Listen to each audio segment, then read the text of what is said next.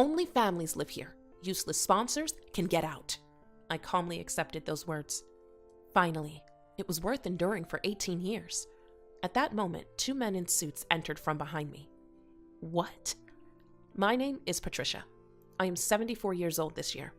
I live with my only son, Walter, my daughter-in-law, Shirley, and their son, Milford, making it a household of 4 people across 2 generations. To the outside world, it may seem like we live a lively life in a multi-generational household, but since the loss of my husband, I often feel lonely and tend to get down. Walter is quiet-natured, gentle, and avoids conflicts. In contrast, my daughter-in-law Shirley is strong-willed and quick to complain if something displeases her. Milford seems busy with his job, rarely at home on weekdays or weekends. Shirley is especially harsh towards me, throwing cruel words my way. As a timid person, her words sting like little thorns, making me shrink. I've never reproached Shirley. Instead, I'm often on the receiving end of her nitpicking. As a result, I often find myself complying with Shirley, feeling like her housekeeper. Shirley is stingy with money, but also vain, often going out to lunch in the city center with friends. She always asks me to do chores like cleaning and laundry when she goes out. Moreover, when heading to the city center, she makes me drive her to the station. Shirley naturally gets into the back seat, as if I were a taxi driver. And she seems to misunderstand that living together in this 2-generation household is her way of repaying me. Shirley often says, "I'm living here for your sake. After my husband's death, I wanted to live quietly alone. However, I couldn't express this wish to Shirley or Walter. Come on, get up quickly." It seems like she's waking up Walter, who was working late last night. Shirley's grating voice echoes from the couple's bedroom. As usual, she's in a bad mood today, waking up Walter at the same time on a holiday and hurrying him to get ready. I spoke to Walter, who was washing his face in the bathroom. "Are you okay?" Walter had big bags under his eyes. "I'm fine. Got about 5 hours of sleep." Walter smiled gently while drying his face with a towel. Lately, Walter's complexion has been particularly poor. His father, unconcerned about the family's worries, kept saying, "I'm fine," and continued working.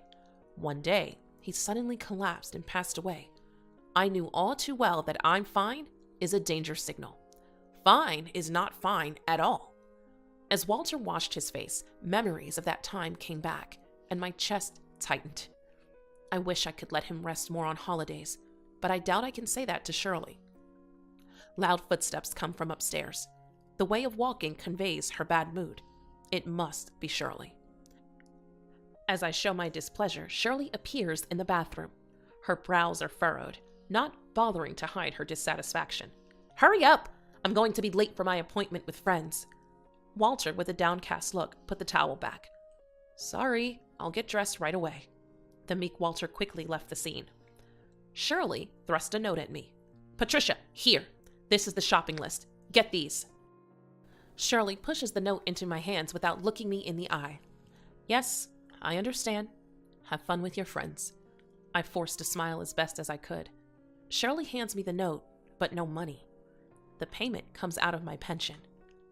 Shirley adds more requests as she leaves, not waiting for my reply. I sigh heavily. Watch her brazen back disappear. As Shirley was leaving, she called out loudly from the entrance, "Make sure you clean the shower so I can use it when I get back." The door closed, and she left. Ever since we started living together, Shirley has never been shy around us. When we first moved in together, "Don't hold back," I said to Shirley. It seemed to have been completely unnecessary. The longer we lived together, the more Shirley's aggressive nature became apparent. Her true colors were showing. Shirley is not good at household chores, especially cooking. I ended up preparing all the meals, including Milford's lunch. Additionally, Shirley is picky about food.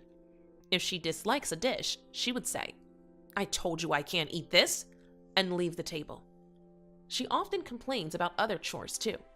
Stains on the laundry, missed spots on the window glass, no spare toilet paper, no stock of her favorite juice. She scatters complaints at me all day. I keep telling myself that she's the woman my only son Walter chose. I always try to respond with a smile and keep things calm. However, Shirley's recent behavior has become even more thoughtless and exhausting. Shirley goes out with friends almost every week. She hardly did any housework or childcare from the beginning of her marriage. She spent money on her appearance and was attentive to it. Shirley is cheerful and glamorous when outside. She seems popular with men, often receiving calls from men I don't know. I suspected Shirley of infidelity, but Walter seems to trust Shirley unconditionally. Whenever I warn him, "I'll handle it," he gives an unreliable reply. A while after Shirley and Walter went out, Walter returned. He had been called to drive Shirley to the station. Walter came in holding several shopping bags. Seeing my surprised face, Walter sighed. "These are sweets Shirley is going to give out at her high school reunion next week." "But there are so many." "Apparently, there are more in the car. Meant for everyone at the reunion. They're from a famous Western confectionery shop. It must have cost a considerable amount." Walter muttered as if he understood. Shirley has her own status to maintain. She doesn't want to be seen as struggling financially, living with her parents-in-law. Sorry. Let her have her way, please. After bringing the bags inside, Walter slumped on the sofa. I decided to go shopping as Shirley had asked. I could use the car as I can drive. However, Shirley always complains the cost of gas is a waste, so I often endure and walk for most errands. The walk back with heavy bags always feels long, taking several breaks on the way home. During the walk, I heard Milford's voice. "Granny, let me carry that for you." Turning around, Milford was standing there and took the shopping bags from my hands. Milford looked stern. "Why didn't you use the car? Did Mom complain about the gas money?" I just smiled without answering. Since Milford started working last spring, we hardly see each other at home. Milford comes home late and leaves early in the morning. He often works on weekends, and when he has a day off, he goes out, so he's rarely at home. It's rare for Milford to be at home like today. Milford started putting away the groceries in the kitchen quickly. His movements were lively and full of happiness. As I was helping in the kitchen, Milford shyly spoke to me. "Actually, there's someone I want you to meet." I was filled with emotion, realizing he had grown up so much. It seemed like just a little while ago he was a young child. And now, he's talking about introducing someone special. I'm thinking of bringing them home next week. While storing vegetables in the fridge, Milford talked, seemingly embarrassed. "Granny, I've been thinking about something for a while now." I wondered what was on Milford's mind. Before I could probe further, Milford, with an air of excitement, continued. "I can't talk about it yet, but I'm going to bring her over to the house." I couldn't help but smile at his words. I was curious about what Milford couldn't talk about. But what really intrigued me was which lady Milford would bring home. Perhaps his days off were spent on dates. The thought was quite heartwarming. It would be the first time Milford brought a woman home. That day, I was in such high spirits that even Shirley's usual nagging didn't bother me as I went about my chores. That evening, Milford talked about the woman he wanted to introduce to Shirley and Walter. Walter seemed pleased, but Shirley, without a smile, frowned in displeasure. Stealing a glance at Shirley's expression, I felt a sense of foreboding. The next day off, while I was cleaning the entrance, Milford appeared. Beside him stood a pale, demure young woman. "Granny, this is Anastasia." Milford introduced her to me, a joyful expression on his face. "Nice to meet you. I'm Anastasia." Anastasia bowed politely. Her greeting was beautiful. She seemed very well-mannered. Her parents must have raised her right. I led the two of them to the living room. To my surprise, Shirley seemed in good spirits, asking them how they met. I was in the kitchen preparing coffee, comforted by the sound of Shirley's laughter. Shirley's urging me to hurry with the coffee didn't bother me. Just as I was about to bring in the coffee, I heard Shirley's critical tone. Anastasia's face had turned pale. What had happened? "Don't joke. What's this about a shotgun marriage?" So it was true. Anastasia was carrying Milford's child, and they were planning to marry. Shirley was opposing it. I, too, was taken aback. Moments ago, the atmosphere was amiable, but now it was icy. Milford looked down, biting his lip. Milford pleaded in a strained voice. "We're serious about this. We may be young, but please allow us to marry." Anastasia joined in, begging, "Please." Their earnestness was palpable. I wanted to support them, but I knew Shirley would oppose if I said anything. Yet, I wanted to stand by them. I struggled to hold back my tears. Walter spoke up. Of course we support your marriage. For the baby's sake. It's better to marry soon. Milford's face brightened. Thank you, Dad. Milford and Anastasia exchanged smiles. Shirley looked openly displeased. A shotgun marriage? How unsightly. Explain yourself properly. Anastasia, at a loss for words, glanced down at the table. Milford gently placed a hand on her shoulder. We were in a serious relationship thinking of marriage. The baby was a happy coincidence for us. A child doesn't force a marriage. Isn't that right, Patricia? Shirley turned to me with a sarcastic smile. But if they've decided, all we can do is support them. Shirley remained silent, then left the room. An awkward silence filled the living room. Walter stood up, patting Milford's shoulder. Shirley will understand. I'll talk to her. Milford nodded slightly. I was clueless about what Shirley was thinking, feeling increasingly anxious. The next day, Walter dropped a bombshell on me. Patricia should move out. From now on, it will just be us and Milford's family living here as a two-family household, she said to him. Shirley also said, Don't tell Patricia. Walter told me what Shirley had said. I was dumbstruck and silent, holding my head. What shocked me further was the fact that Shirley was managing all of my late husband's estate, including the house. The entire estate had been left to Walter, and Walter, he just does whatever Shirley says. That meant Shirley had control over all our family's assets. I realized I had been stripped of everything by Shirley. I had no assets or property of my own. Shirley even started harassing me. She would turn off the water heater right when I was about to shower. I had no choice but to endure cold showers. There were times when the washing machine was unplugged and I had to wash clothes by hand. It was all to drive me out. The harassment gradually escalated. I knew I had to confront Shirley to protect myself. Fortunately, I had a few tricks up my sleeve.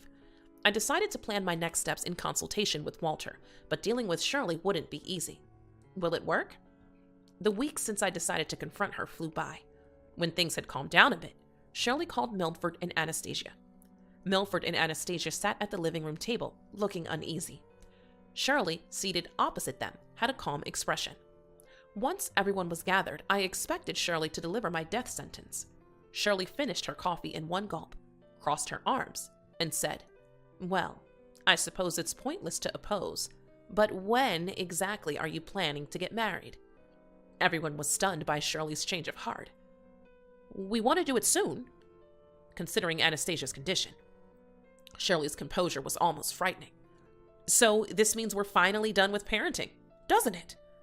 Shirley turned to face me in the kitchen and shouted, We're going to live as a family. Unneeded sponsors, get out. I calmly received her words. Finally, it was worth enduring these 18 years. Then, 2 men in suits entered from behind me. What? The story goes back 2 weeks. I was invited to Anastasia's condominium where she lives alone. Milford was also there. They probably visit each other's home frequently. In the bathroom, their matching toothbrushes were lined up, which was endearing. Anastasia's belly was slightly bulging, and she was gently caressing it.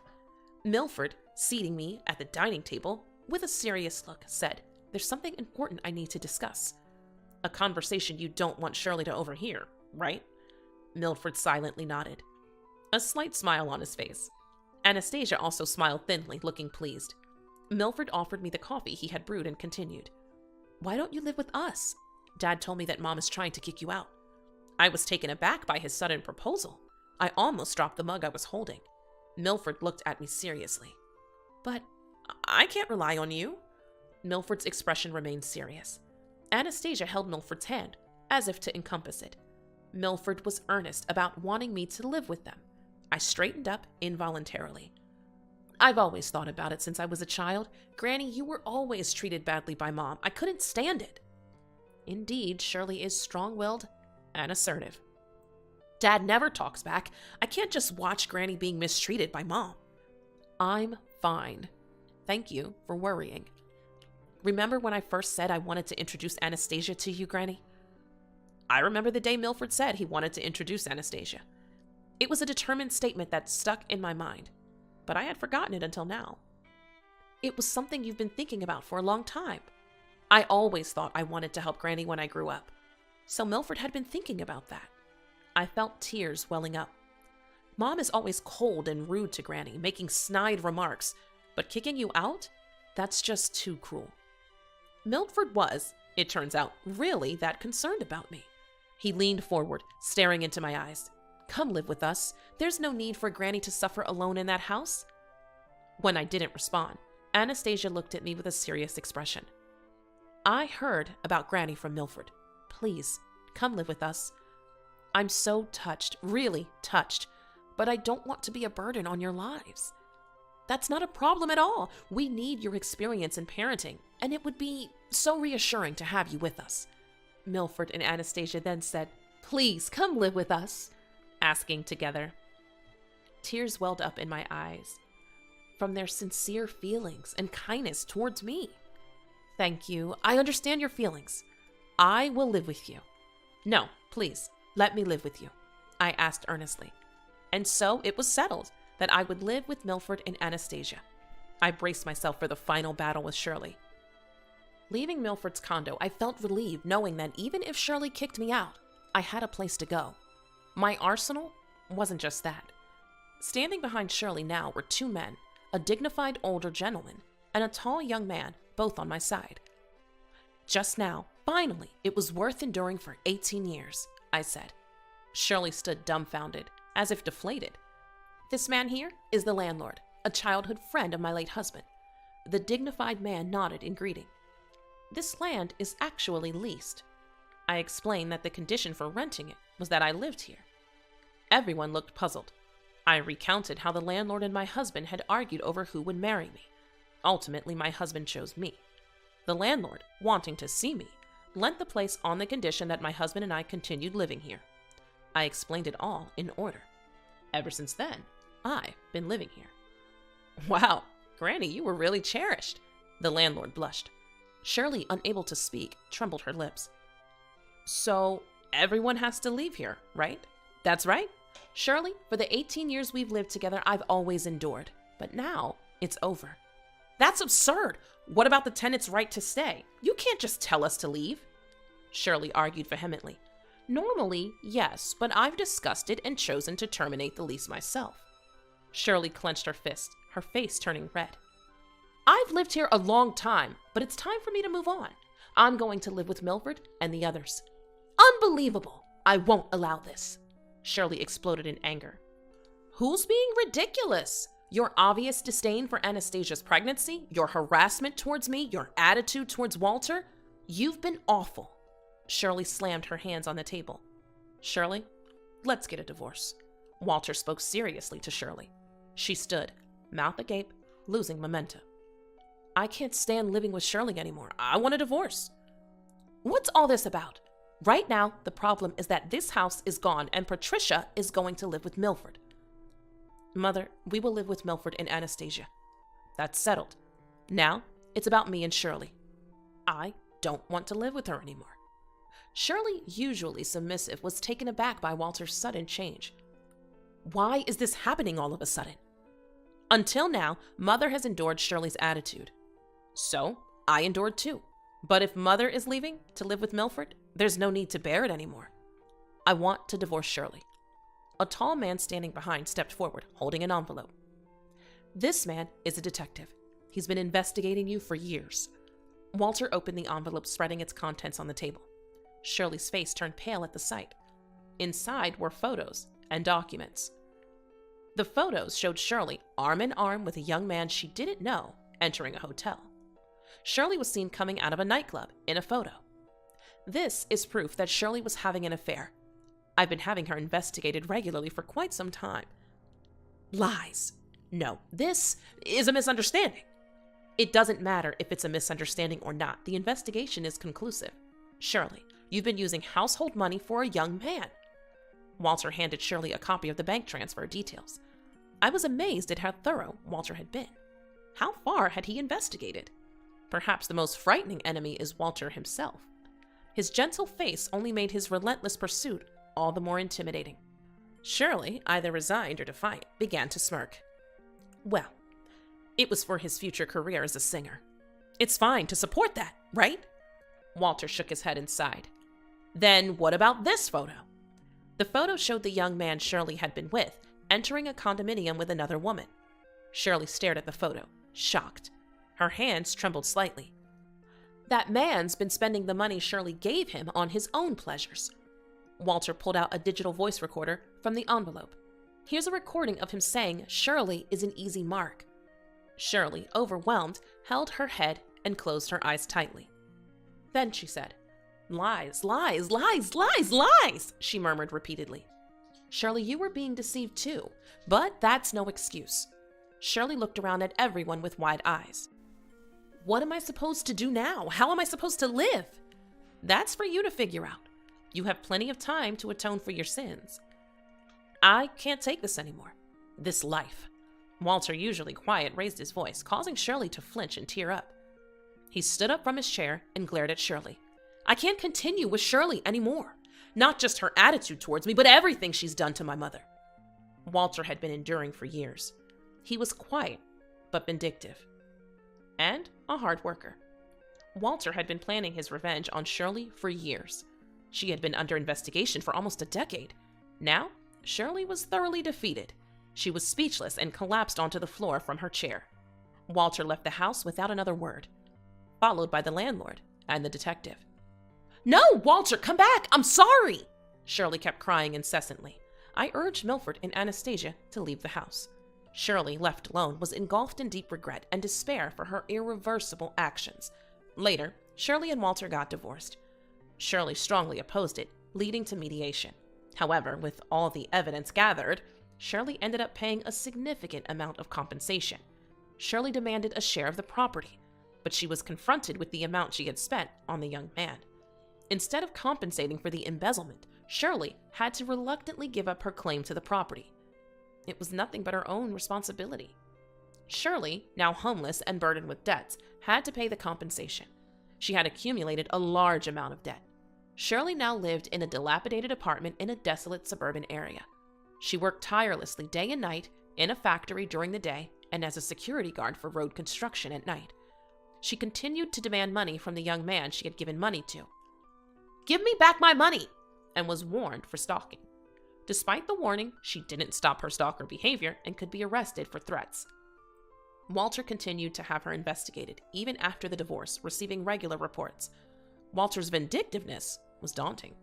It had been half a year since I started living with Milford and Anastasia. Anastasia had given birth to a girl. I was helping with childcare and housework. Busy days, but I felt happy every day. One day, Walter came to visit. I hadn't seen him in a while, and he looked well and energetic. Walter, holding his grandchild, was brimming with smiles. Since the divorce, have you been able to sleep well? Thanks to you, I think I've been getting about 8 hours. Walter showed a brightness I had never seen before. I have some good news today. What is it, some good news? Anastasia's eyes sparkled. I bought the land where we all used to live. I was surprised. Really? I talked to the landlord and got it for a good price. I used Father's insurance money, which I had hidden from Shirley. Apparently, he was hiding everything so Shirley wouldn't find it. It turns out the condition for selling it was that Mother would live with us. Let's all live there together, Milford and Anastasia. I pinched my cheek involuntarily. Ouch! It's not a dream. Milford and Anastasia were laughing. Thinking about our upcoming lively and happy life, I couldn't help but smile.